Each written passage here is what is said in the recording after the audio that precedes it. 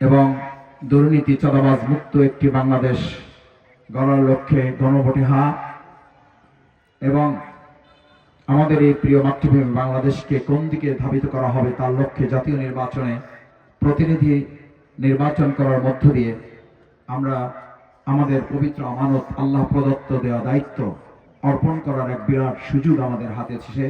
আল্লাহ তাআলা 12 তারিখে আমাদের এই দায়িত্ব যথাযথভাবে পালন করার তৌফিক দান।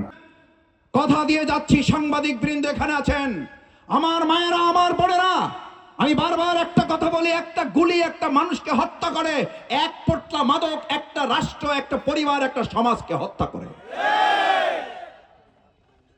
যদি আল্লাহ তৌফিক দেয়, আপনারা যদি সমর্থন দেন, 12 তারিখ থেকে শুরু করে 60 দিনের মাথায় বাউফলকে মাদক মুক্ত বাউফল গড়ে তোলা হবে।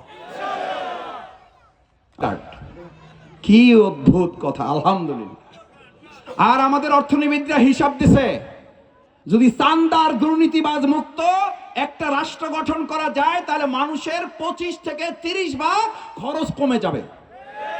এই জন্য এখন জাতি স্লোগান তুলেছে, আমাদের ফ্যামিলির কৃষি কার্ড লাগবে না, আমাদের এমন একখান কার্ড দেন, আপনার কর্মীরা চাঁদা চাইলে ওই কার্ড দেখাইলে যেন তারা দৌড় মারে।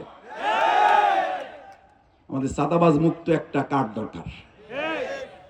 এই কার্ড 12 তারিখের পর আল্লাহ কবুল করলে ইনশাআল্লাহ চাঁদাবাজ দুর্নীতি মুক্ত একটা বাউফল আমরা 90 দিনের মধ্যে গড়ে তুলব।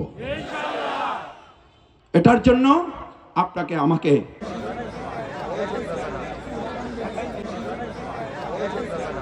আমাদের মধ্যে কোরআনের বীজ বপন করেছেন। তো নির্বাচনী ঐক্যের বিভিন্ন দল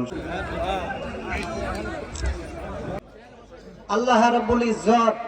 আর 1 মিনিট সময় কত?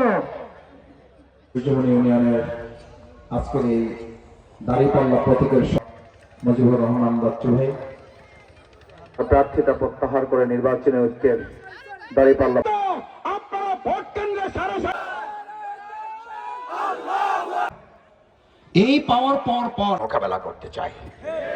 আমার মা বোনের ছেলে নাই, এটা কারা করছেন? আগামীতে যত সংগ্রাম আসবে